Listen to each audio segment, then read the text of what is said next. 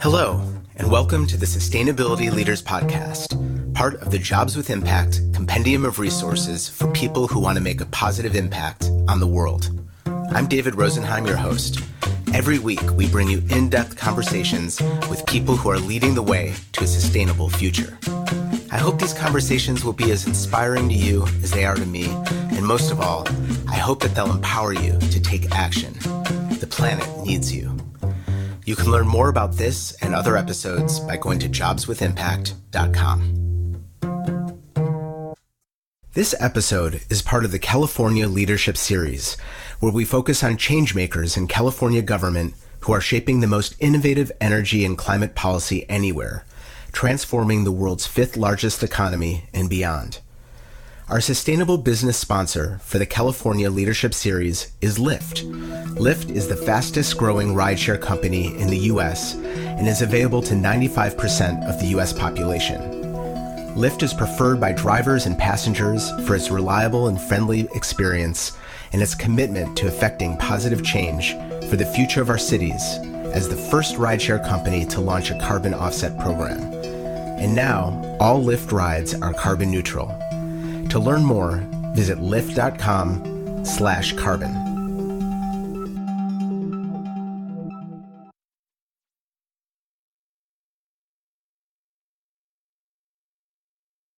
Hi, everyone. Thanks for listening. And thanks for all the great feedback we've received on the first 7 episodes of the podcast. We're working hard to bring you meaningful conversations with people who are devoting their careers to the future of the planet. I have a special request for you before I introduce this week's guest, and that is to help us spread the word. You can do this by taking a minute to give us a rating or review on iTunes, or by telling your friends about the podcast.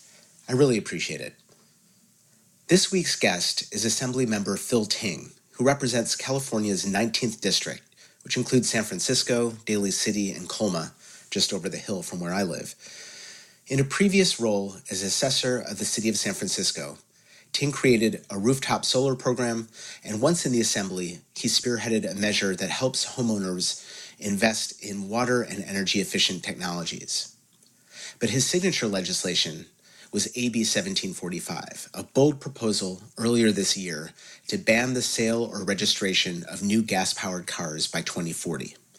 Transportation, of course, is the single largest contributor to global warming in California, and Mr. Ting believes that one way to make an impact is through the widespread adoption of zero-emission vehicles. While the measure didn't pass on the first go-through, Mr. Ting vows to bring it back next year. In our conversation, we cover Phil's early career as a civil rights activist in the Asian community, his views on green job opportunities, and the climate priorities of the California legislature, where he currently chairs the Assembly Budget Committee. Great. Well, Assemblymember Ting, thank you so much for joining the podcast today. Thank you for having me. I really appreciate your time. So I want to start out really at the beginning and talk a little bit about your career and even your childhood. I understand that you're from Torrance. I grew up in Los Angeles, yes. In Los Angeles. Yeah. Was environmentalism sort of in your minds early on, or did that come later? To me, I was very fortunate. I grew up very close to the coast, close to the beach. And so I grew up in I guess what would be called a beach community. And environmental issues are just a way of life. People congregate at the beach. It's their public space. They want clean water. They want clean air. One of my earliest memories of environmental issues growing up was in the 70s, the fights around offshore oil drilling. And very controversial. And it was, the community that I grew up in, people were very opposed to wanting to go to the beach and to see a number of oil rigs off the coast. And it was really the fight that many Californians organized around in the 70s. And that was one of my earliest memories of environmentalism and really understanding how different organizations' actions could actually have an impact on the community I was living in. And it really brought to light that if people organized, raised their voice, they could actually, stop things that they really didn't like. And was this part of your family sort of an environmental consciousness, or was it really sort of the community that you were raised in? My family are immigrants, and my grandmother was our primary caretaker when both my parents worked. And what's interesting is my parents grew up during World War II, and my grandmother, raised her children there at that time. And I think anytime you go through a war, you realize that resources are scarce, Mm. and there was a constant. Um, there's constant thinking about how you could maximize every single resource that you had. And so one of my memories around reuse and recycling was, it's quite common in Chinese households to have tofu. Well, tofu, you have these plastic containers that you have, and she would reuse those plastic containers after using them for tofu to store food scraps or to set aside for different items next to the kitchen sink. So it was a way that we constantly were thinking about composting long before cities and municipalities and Mhm. even waste companies were really looking at that issue about how do you save chicken scraps, or how do you um, separate out your trash, and how do Mhm. you do that? So to me, it wasn't so much of looking at it from an activist point of view, but really from a way of life point of view. That when you come from a country that had gone through a war where food was scarce, resources were scarce, you really try to figure out how to maximize the use of everything. And I think that's something, unfortunately, in our society, whether it's California or American society, where we have moved further and further to a disposable culture where we use something once and then we throw it away. It's very obviously environmentally harmful. So I think that mindset, that immigrant mindset, has really kind of stuck with me for my whole life, and just really not so much as a political philosophy, but really just a way of life. Way of life. Yeah, it reminds me of my own mother, who is not an immigrant, but who grew up in the Depression. Right. And, we were recycling, and I hated it. I didn't Right. understand. None of my friends were recycling, Right. and it took a lot of work, and we used to, go to the recycling yard and Hmm. couldn't quite understand it. But it sort of gets baked into how you view Right. resources, Right. and being able to reuse. I love the example of the tofu containers, and being able to reuse them for multiple purposes. Yes, that's right. And I think so often we as a society don't think about that, and just use something once and it ends up in the black bin, and who knows where it goes, or who cares where it goes. And I think it's a very dangerous way of thinking. So, what brought you to the Bay? Was it? I know you went to Berkeley. Was that? That was what brought me to the Bay. I went to UC Berkeley. Didn't had not had much exposure to the Bay Area. Didn't really know much about it, but knew I wanted to go to Berkeley. Got to Berkeley, kind of fell in love with the university, the city, the region, and it really fit my way of thinking much more than Los Angeles. To me, I've always cared about issues and politics, and as I got through high school, I started getting more politically involved, more politically engaged. And to me, what better place in the Bay Area to live, and what better place than Berkeley to go to school, where politics and issues and advocacy are really part of the DNA of the school, but also the DNA of the region that we live in.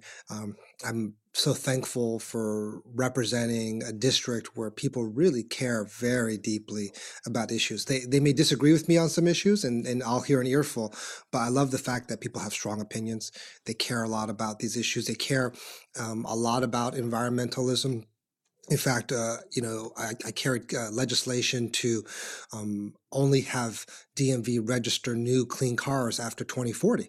And I had an advocacy group do some polling in different districts. So 80% of my assembly district supported that legislation. That's incredible. Yeah, and just Not surprising, but not surprising, but to have that validated, right? Because even though you think it's a very liberal district, there's a variety of thinking in the community, and change is hard. Anytime you're telling people to move on from one thing to another, it's not always a easy transition. So the idea that people could even understand clean cars and realize what's at stake, and to be so forward thinking, is just phenomenal. And I'm so thankful that I get to represent that kind of district where you don't have to argue with every single person in the district why this is the right thing to do. They really have your back, and it gives me the freedom to push the envelope in Sacramento. And I think so many of us who are in Sacramento feel that way. We come from communities that are not just hoping, but really expecting that we are up there leading, not following. Yeah. And I want to circle back. That's Assembly Bill 1745. That's right. Yes. It is a bill that is really pushing the envelope, and I want to circle back to that. But talk to me then just a bit about your early career. I know that you worked at my alma mater, San Francisco State, in community relations. Yeah. Tell me what that work was all about. Well, to me, education is so important, and it was a great opportunity to work in an institution that I lived close by, but had really no relationship to, and I came to appreciate the Cal State system and how important it is. I think the large majority of students are the first people in their families to go to college. Most of them are living at home, so they're commuting. It's a commuter school, and most of them are working more than 20 hours a week. So it is a very different college environment. I had the luxury; my parents were able to support me in college. I was able to focus on my school. That's kind of what they told me my job was, to focus on school. And it's a reminder that, again, not every family has that luxury. I mean, you have parents obviously who are very supportive of their children, wanting them to study, but there's also financial realities, and you have people who spend 20 hours or more a week working, and then it makes it take longer to get through school. But that system is so incredible. The education you get for the price is amazing. And it's an older average student age, right? It can be, and students take longer, right? Because they're working during that time. So, but to me, it is more accessible than UC, but you get this amazing education. And also, in many fields, I think you get a better education. I think if you want to become a journalist, or if you want to go into broadcasting, or if you want to go into radio, I think it's much better to go to San Francisco State. I mean, if you want to go into print, maybe it's better to go to the UC Berkeley School of Journalism. But if you want to go into broadcasting or radio or different mediums, San Francisco State is very, very cutting edge. I think many of the newscasters who went to school in the Bay Area, they went to San Francisco State. And so it's a testament to that program and all the different programs that school offers, but also that CSU offers, that really have prepared people very well later in life. And what came next after San Francisco State? To me, what came next was what I would have thought would be my dream job. I was a civil rights activist in college. We worked on a lot of faculty diversity issues. We worked on admissions issues.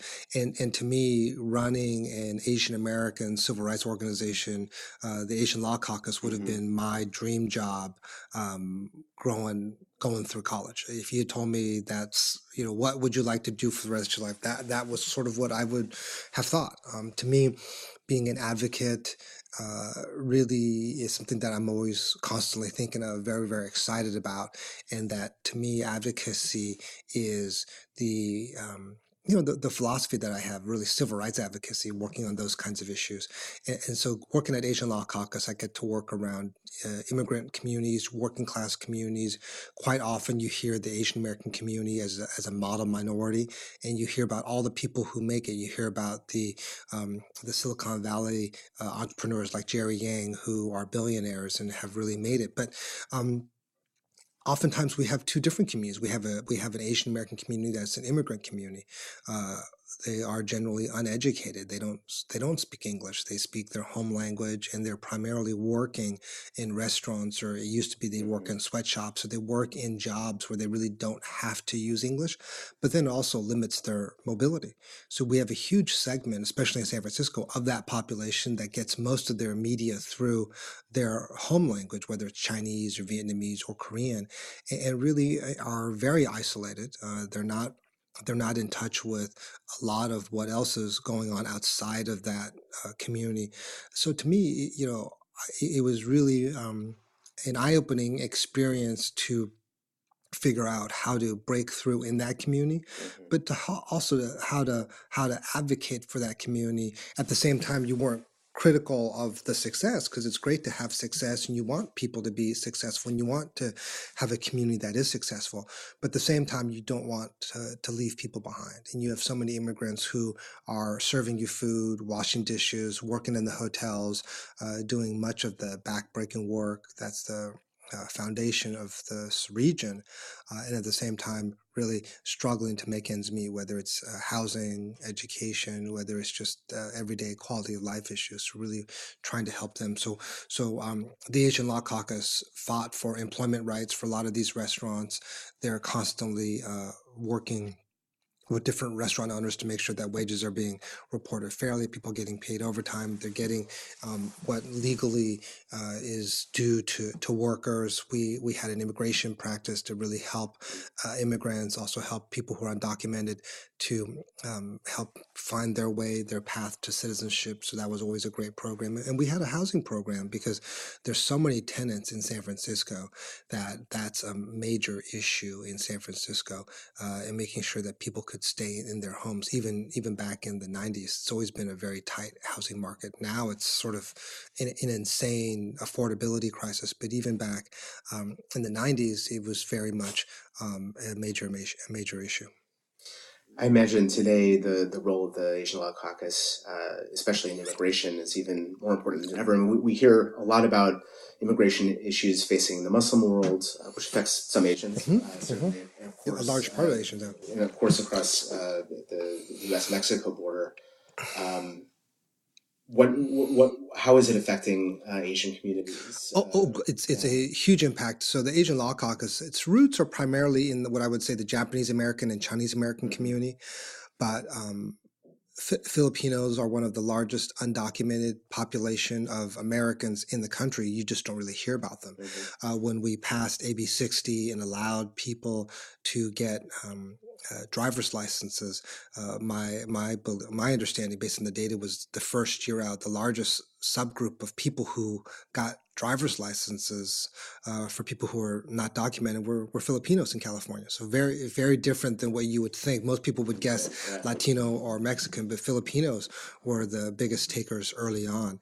And so you have a community that were very, very diverse, a lot of different ethnic groups.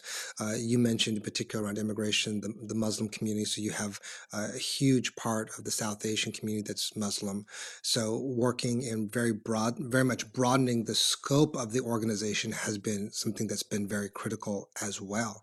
So that's been something that we've really, really worked on as a community, to be more inclusive as a community, not to be so, what I would say, East Asian focused, which is primarily Chinese and Korean and Japanese, and really becoming broader, whether it's the Southeast Asian community, whether it's the South Asian community, whether it is different segments in the Bay Area and in California. I mean, LGBT civil rights are a major issue. And obviously, there's a huge population of LGBT members in the Asian community as well. So there's huge cross sections when you look at and when you slice and dice different issues. So I guess just on that note, difficult to paint a broad brush, but how would you characterize the Asian community's relationship with environmental issues? I think it's a great question. I think traditionally, environmentalists have been traditionally white and Caucasian. And so I think from the core part of the community, they look at Asians as more conservative because they're more conservative socially.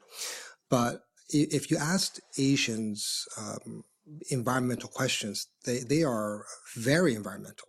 And if you look at it, just going back to my grandmother might not think of herself as an environmental activist, but she's an environmentalist from her way of life, which is to me the most telling part of environmentalism.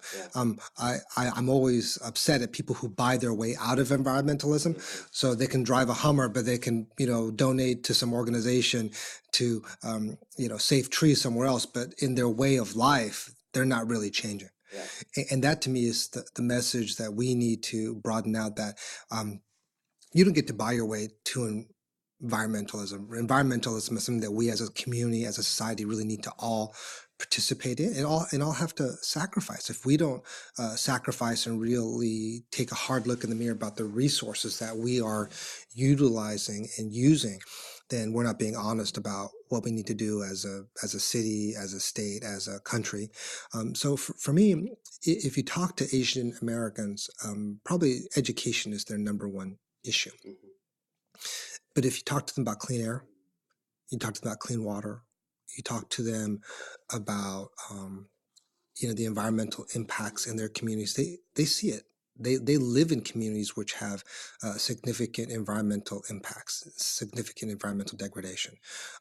They understand clean air because many of them came from countries or urban environments in Asian countries where clean air really wasn't an option, where there wasn't clean air. So they also come from communities where clean water, drinking water, wasn't really an option as well. So they've seen the other side of the coin. I think they're extraordinarily appreciative of what's here, but also I think they can understand that if you don't do that, if you don't protect the environment, then the air can get polluted. Yeah. To the point where you can't breathe, and the water can get polluted to the point where you aren't able to drink it. I think they understand what the consequences are. So you correctly, I think, characterized the traditional environmental movement as being white and very male, actually. I had an interesting discussion with one of your colleagues in the Assembly, Eduardo Garcia, a couple weeks ago, and he's done a lot to bring different perspectives into the environmental debate, and to broaden, really broaden that community. Do you see constituents in the Asian community getting involved in the politics of environments? I do. The question is whether there's been made room at the table. One of my biggest concerns has been the traditional environmental groups are not very diverse. If you look at their leadership, their membership, they aren't diverse, and there hasn't been a conscious decision, a conscious effort to really diversify, which is concerning, especially when you're in California. So I was very proud that the League of Conservation Voters, the California League of Conservation Voters, honored the API Legislative Caucus this year. Not any single one of us, but really as an entire caucus, really recognizing that the API Legislative Caucus had been with the environmental community very much lockstep. And I think really trying to send a message that the environmental community is broad. If you actually bring people in, talk to people, that you have people really all across races, ethnicities, geographies who really believe in this movement, but they frankly haven't been welcomed into the movement. And I think that if environmentalism is really going to move or evolve, that it's going to have to become much more inclusive. And at this point, it really isn't. So let's circle back to your career. At what point in the sequence did you go to the Kennedy School? I went straight after undergraduate. Okay. I was in. So we missed that. Yes, I was very lucky as a junior to get into a leadership training program. It is a program that prepares many students of color for graduate degrees. And in fact, not only does it prepare us, it gave me a scholarship to attend any number of international relations or public policy programs. So it was a very critical program that I wasn't even aware about the scholarship. I applied because I thought it'd be a great experience to figure out if I want to go to policy school. And lo and behold, we're sitting there during that summer. They're basically saying that for most schools, we're going to get a free ride or almost a free ride, which is a huge opportunity, and it's a great use of. Great use of my summer. If you think about most people, if they just work through the summer, they could, if they're lucky, earn a couple thousand, save a couple $1,000 if they're living at home. But this was just an amazing opportunity.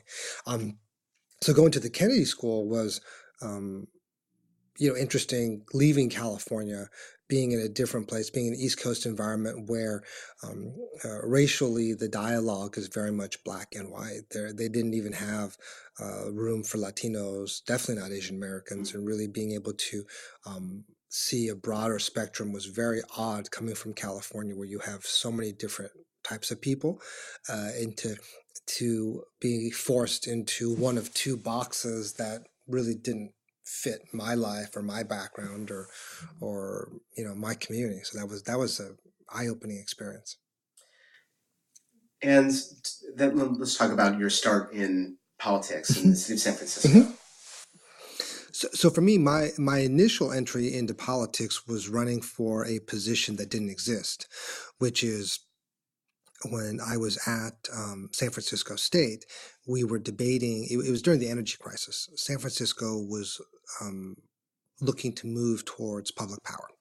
And one of the ways they were going to do that was to create a municipal utilities district like SMUD in Sacramento or East Bay MUD. East Bay MUD is only around water, but SMUD actually provides energy like LADWP. And what people noticed is during that energy crisis, the only people who could really keep the lights on were all the public power agencies. So Sacramento didn't have blackouts, LA didn't have blackouts, Palo Alto didn't have blackouts.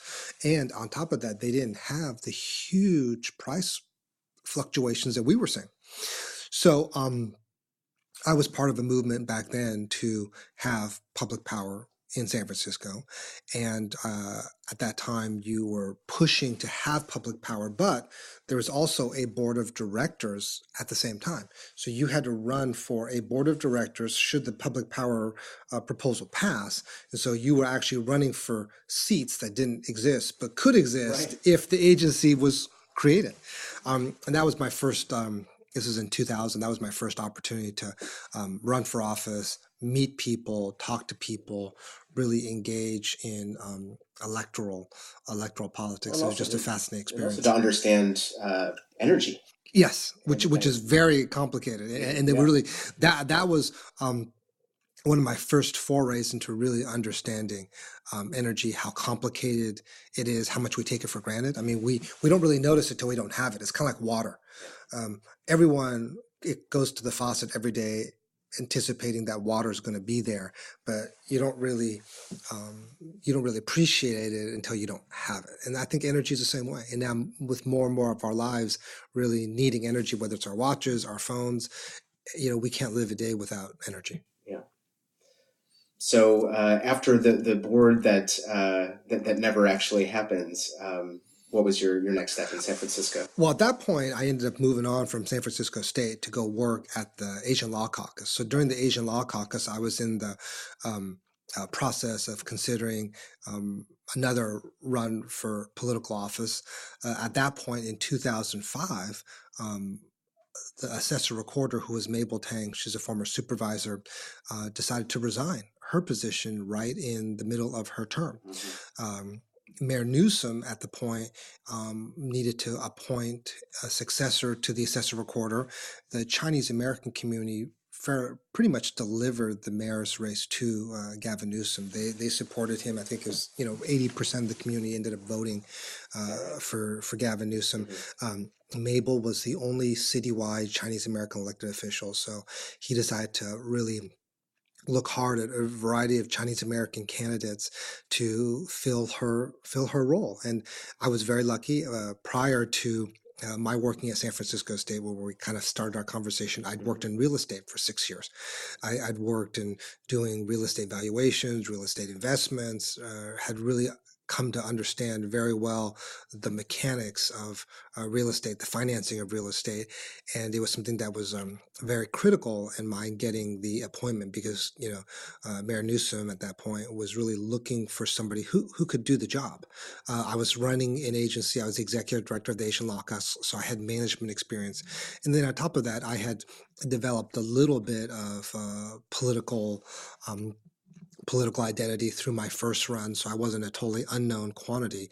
And so I was somebody who understood the political world that San Francisco is, because we're a very political world.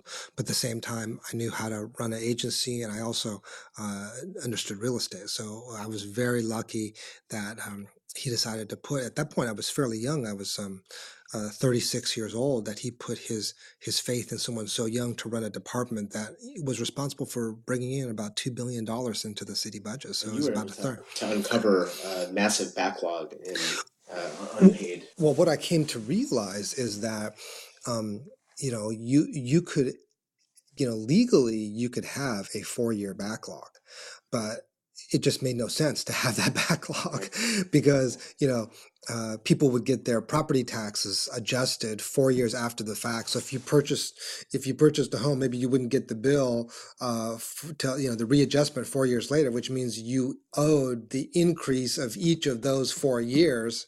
So, boy, you're probably loving getting that huge discount that you got, but boy, you didn't like that bill 4 years later where you said, hey, you owe us thousands and thousands and thousands of dollars. So from a customer service point of view, it's horrible. From a fiscal point of view, is really bad. Um, I was very, very proud. We really were able to cut that backlog significantly. Wasn't quite able to get rid of all of it by the time I left, because what happened was we dove into a Great Recession. And once we dove into a Great Recession, we had to spend a lot of our time readjusting everybody's values down. Yeah. That really had to be a priority, because if we didn't, then we would be taking extra money and then having to refund everybody money, which also would have been a disaster as well. So I really appreciated my time as the assessor recorder in San Francisco. Gave me great opportunity to run a city department, be part of city government, and it was just just a great experience. Really enjoyed it. In that capacity, you worked on the Go Solar SF initiative. Describe that. That was my first environmental initiative as a policymaker. I was good friends with the person who ran the first solar bond in San Francisco. The leaders from that solar bond in San Francisco went to form this nonprofit called Vote Solar, which still is alive today and really has become a national organization where they are advocating for strong solar policy, good clean energy policy all across the country. And I think it is just a testament to San Francisco that you can have an idea here, start an organization here, and we really can go national. And that's really my motto. So the idea was Go Solar California had just started. But we looked at the statistics. San Francisco had the lowest solar adoption of the 9 counties in the entire region, in the Bay Area region, which doesn't make any sense, because you would think San Francisco is such an environmental hotbed. San Francisco is a great place to do it. You get plenty of sun. And so the idea was really trying to unpeel sort of why that was. One of the reasons we found out was it was cost. It was more costly, took more time to get permits. There was a lot of uncertainty around permits. Some of the roofing made it a little bit harder. Some of the structures made it a little bit harder. So the idea is, if we could actually take some of the money that we use for energy, because we actually have our own Public Utilities Commission, our own water department, our dam at Hetch Hetchy generates millions of dollars of energy revenue. If we could take some of that energy revenue and give it back to the ratepayers, give it back to the people who are paying the bills, and use it as a rebate for people to put solar on their roofs. We went from 9th place to 1st place once that program launched. And we went from, I think when the program launched in 2007, we had like 500 solar roofs, and we also went from 500 to a couple thousand almost immediately over that 2-year period. So it was very, very exciting, and it demonstrated that a city with resources, with leadership, could do that. The other thing I was very proud of, we also try to dovetail it with our workforce program. You hear about green jobs, and what we wanted to do was, we said, for companies that are hiring people out of our workforce development program, we have a huge workforce development program. We're trying to get people trained, but training people is no good unless you can give them a job afterwards. So this was an opportunity to train people in the clean and green economy and get them a job. right? So they got out of their usual lane into this fast growing industry. We now have more clean tech jobs than the three major utilities combined. We have more clean tech jobs in California than PG&E, SoCal Edison, and San Diego Gas and Electric employ in total. Wow. And so that is, so exciting to see, whether, you're in biodiesel or wind or solar, but it really can show that not only can you green California, but you can have a clean tech economy at the same time.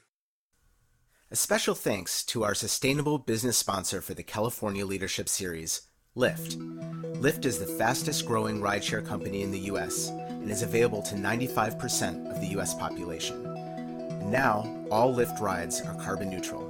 This means that a decision to ride with Lyft is a decision to take a cleaner option, cleaner than driving yourself or riding with another company, and will fund efforts that are reducing emissions and combating climate change. This is a multi-million-dollar investment in the first year alone, which makes Lyft one of the top voluntary purchasers of carbon offsets in the world. In year one, Lyft anticipates offsetting over 1 million tons of carbon, equivalent to planting tens of millions of trees or taking hundreds of thousands of cars off the road. Lyft's investment and impact will continue to grow as the company does. Ride Lyft and join together in effecting positive change for the future of our cities. To learn more, visit lyft.com/carbon.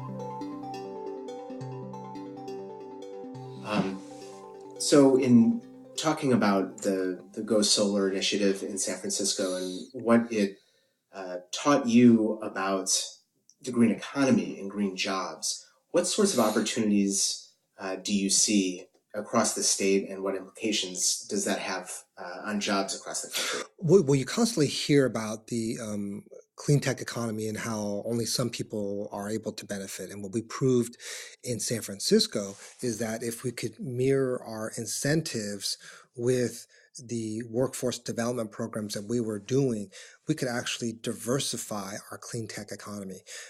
We now have more clean tech jobs in California than the three utilities combined: PG&E, SoCal Edison, and San Diego Gas and Electric. It's so exciting, where you have companies that started off as one person or two people and be able to grow that, not just into large companies, but really to grow that into an entire industry. So whether you're in solar energy, wind power, biodiesel, it's so exciting to see the growth and really the level of interest. It used to be, in the political world, you had a debate between being an environmentalist or being a job creator.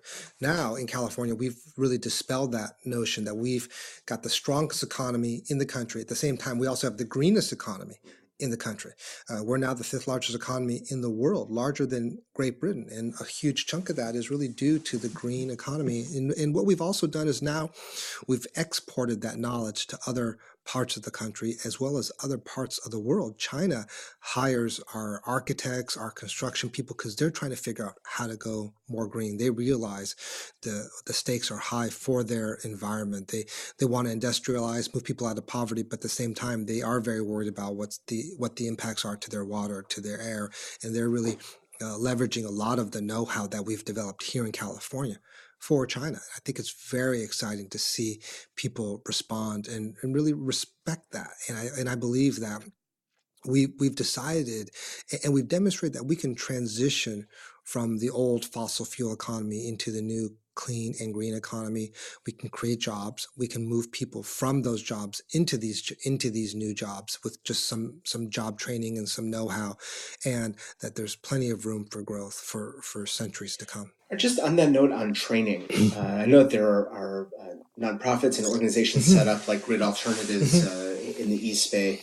Are you seeing what sorts of training and sort of job transition resources are you seeing the state or the city make available to folks? So the largest foundation of workforce development training around the state is in one place, which is our community college system and our career technical education system, which is run by, sometimes it's run by school districts, sometimes it's run by community colleges.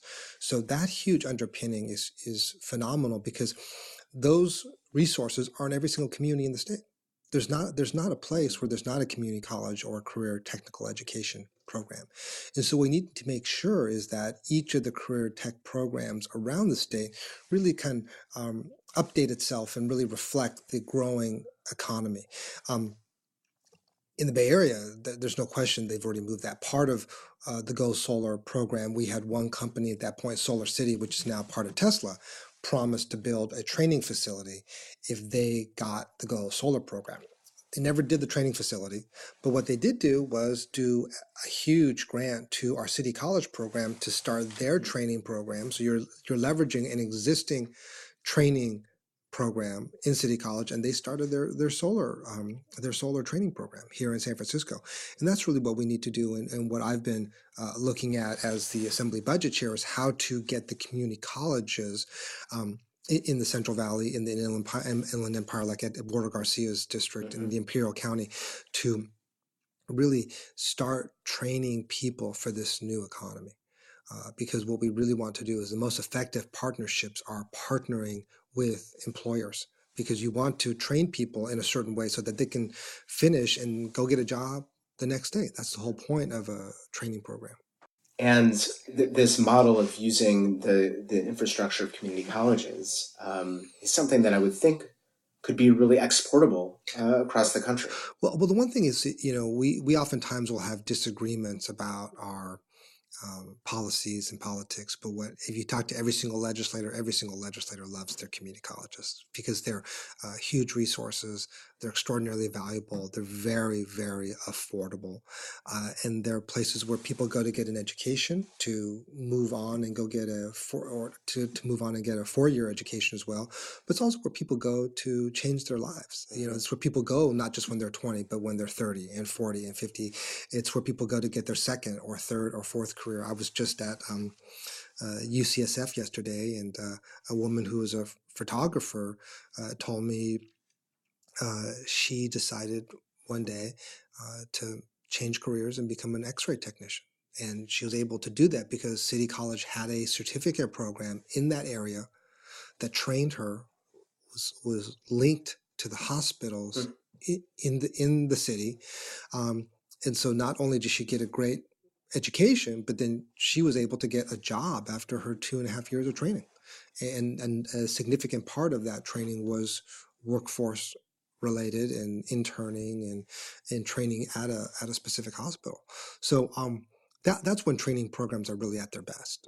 When you get a certificate, you have a partnership with employers. One of the most successful programs City College has is really our Culinary Academy. If you want to go to the California Culinary Academy, I'm sure it's a great experience, but it also costs $25,000, $30,000. If you want to go to City College, you can go through their culinary program probably for a few $1,000s a year if you go full time. And on top of that, that culinary program is very much working in partnership with our great restaurants as well as our great hotels here in San Francisco. So you're going to have ample opportunity to go get a job after that too.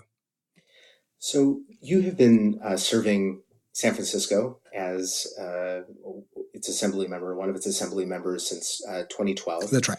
And you're currently the chair of the budget committee. Mm-hmm.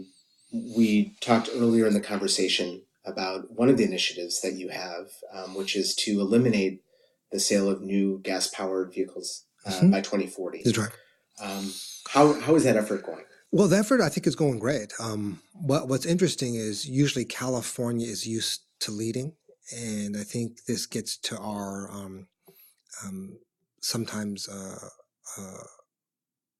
way of thinking about environmentalism, that we can buy our way to environmentalism rather than actually changing our own behavior.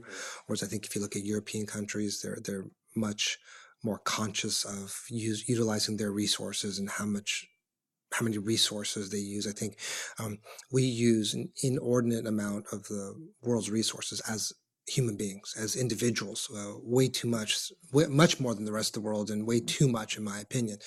So right now, we have passed into law very strict greenhouse gas emissions reductions goals. Transportation accounts for 40% of greenhouse gas emissions. And what's great is we looked at an inventory just came out by the California Air Resources Board 2016. We are on target. We have reduced in 2016 our greenhouse gas emissions below our 1990 levels, which is phenomenal. But a lot of that is based on the clean energy economy that we were just talking about. In 2016, transportation greenhouse gas emissions actually went up 2%. So we're going the other way in terms of transportation. Why? Because there's more of us driving, and there are more of us driving dirty fossil fuel cars, polluting the air. So if we really want to change, we have to look ourselves in the mirror and say, hey, instead of driving that phenomenal Toyota Camry that's polluting the air, we may have to move to a Chevy Bolt or a Tesla Model 3 or a Fiat or a Nissan Leaf or one of the many variety of electric and zero emission vehicle options that there are.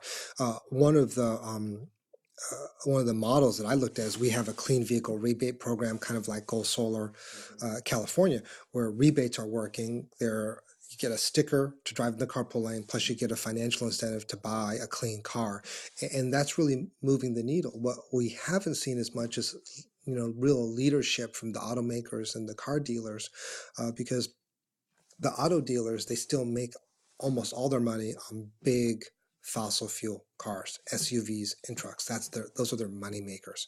And so it's really hard to say, don't sell the cars that are making you all the profit and sell the cars that are actually losing you money. Because during this transition period, they're not as profitable, or they're actually losing money on some of these clean cars. And so as a state, we're really trying to figure out what the proper incentives are to move the market. I think we've done our part by swinging the pot for consumers, encouraging consumers to really think about this. We're hoping that automakers, and we've seen from all the announcements, they're going to be offering more and more vehicles, more and more different types of vehicles. So Volkswagen is going to be offering their iconic 1970s van as an electric vehicle. That'll be a lot of fun to see that come out. GMs talk about electrifying 2/3 of their fleet by 2030. But really where I came to that legislation was hearing about England and France. England and France announced they're going to go and ban gas cars by 2040. England just reiterated the policy 2 weeks ago. And on top of that, the CEO of Shell Oil, right? The CEO of Shell Oil acknowledged that they're backing this policy in England. They are going to work on this policy to implement it, because clearly they've decided not to be only a petroleum country, but really to be an energy company, right? And that's really what I think this is not about, trying to put companies out of business. It's trying to transition the petroleum companies into energy companies. The companies are a huge resource. At the end of the day, we still need energy. Energy still needs to be transported or diversified or delivered or transmitted in some ways. And we need all of those very sophisticated companies to come on board and really work with us in that transition, because they have a huge amount of know-how, expertise, and understanding of how to move and transport energy, how to deliver energy to different consumers. Are you finding the traditional energy companies in California to be pushing that conversation forward? Or at this point, no. They're still very much, I think, stuck in the mud, and I think it's going to take leadership to really move that discussion forward. I wasn't able to get my Clean Cars bill even out of the first committee, which is that's how controversial it is. So we're going to be bringing it back next year, and we're going to be fighting even harder so that we can demonstrate to people that this is something that people want, and I think eventually the policy is going to really dovetail with what's going on with the automakers and dovetail with the consumers. Part of the challenge is consumers don't even know these cars are options. They don't even know these cars exist. So I think that is a major issue. That's one of the reasons I was just speaking at a forum run by a new nonprofit called Vows. Vows is raising money to raise consumer awareness about these vehicles. So for example, I now drive a Chevy Bolt, but in order to go find a Chevy Bolt at your Chevrolet dealer, you have to pass the Corvettes and all the Silverados that make all the money to get to the Chevy Bolt. And even stuck in the back of the lot. Exactly. And even then, quite often you have salespeople who don't even know these cars, even anything about these cars, because they're brand new cars. And so quite often the consumers who are there to buy a Chevy Bolt know more about the car than the salespeople. So looking back on your career and the work that you've done for the community, but also for the environment, What are you most proud of? To me, I'm most proud of um, the work that I started in San Francisco around Go Solar San Francisco, and really becoming the first municipal solar program in the entire country. I think it really changed people's way of thinking that before energy was really thought of as something that the state does or the Public Utilities Commission does, or if you have a power entity, they do. But really, it just jump started the idea that cities, local communities could take greater control of how they consume their power and kind of what kind of power and they were consuming. And it really changed the dialogue of, hey, I want to go 100% renewable. I'm tired of participating in this fossil fuel economy, in this fossil fuel energy procurement. I want to go buy clean energy. And I can do that, number one, by putting solar panels on my home. I can make that change for me and make that decision today. And it really demonstrated that could be a reality. At the same time, a financing program called the Property Assessment Clean Energy Program was created, which really allowed people to use their property tax bills as a way to finance purchasing energy efficiency, purchasing solar energy. I think that was great. And so those two being dovetailed was really things that I'm extraordinarily proud of. My hope is we can move this transportation conversation forward. I think this big X factor that is coming, which is going to be really fascinating, how it intersects with clean energy or clean transportation, is around autonomous vehicles. Autonomous vehicles are coming faster than anybody is even realizing. And what's very exciting is everybody who's testing autonomous vehicle technology, when they're talking about what kind of cars they're deploying, they're all talking about clean cars. When you talk to General Motors, they're not deploying the Silverados. They're not deploying their mid-size Chevrolets. They're deploying Chevy Bolts. They're not even deploying the Volt. They're deploying the Bolt. And I think that's what's so exciting, is that that will be game-changing. Where, again, if you're going to order a car that's autonomous, it's going to be a zero-emission car. And I think that will also really help speed up this adoption, because what I'm seeing now is people in their 20s, they don't even want to buy cars, especially if they're living in a much more urban environment. They'd rather have car sharing, they'd rather bike and take transit. They don't want car payments. They don't want the traffic tickets. They don't want to have to deal with the car repairs. They'd much rather have car sharing and have ride hailing. So I think that's a major mindset than people say of my generation. Assemblymember Ting, thank you very much for your service and your time today. Thanks so much for that conversation. Thanks again to the Sustainable Business Partner for the California Leadership Series, LIFT. To learn more about LIFT's carbon neutral program, visit lift.com/carbon. The Sustainability Leaders Podcast is a resource of Jobs with Impact. Our engineer and associate producer is Ian Swanky. Theme music is also by Ian Swanky. I'm David Rosenheim. If you like the show, please rate and review us on iTunes or your preferred platform. And be sure to tell your friends and colleagues who want to make a difference. Thanks for listening. See you next week.